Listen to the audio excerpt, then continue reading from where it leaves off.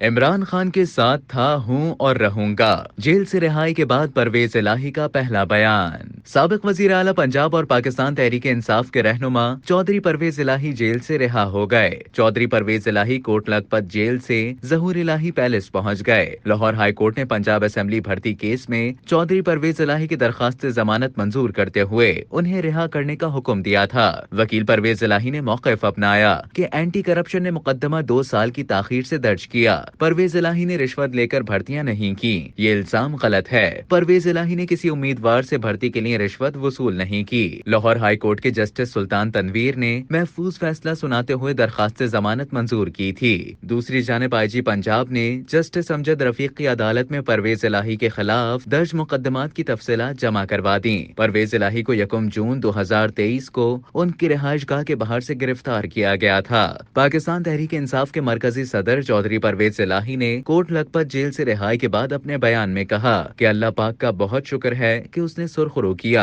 اور مجھے حوصلہ دیا کہ ثابت قدم رہوں۔ مجھے پکڑوانے میں اور میرے ساتھ زیادتی کرنے میں سب سے زیادہ اہم کردار محسن نقوی کا رہا ہے۔ پرویز الہی نے کہا کہ میں پی ٹی آئی کے بانی چیئرمین عمران خان کے ساتھ تھا ہوں اور انشاءاللہ رہوں گا۔ شجاعت صاحب کے بچوں سے اس وقت تک کوئی بات نہیں ہوگی جب تک ہمارا مینڈیٹ واپس نہیں ہوگا۔ چودھری پرویز الہی نے کہا کہ گجرات کے لوگوں کو بہت زیادتیوں اور ظلم سہنا پڑا، گجرات میں ہمارا مینڈیٹ تک چرایا گیا۔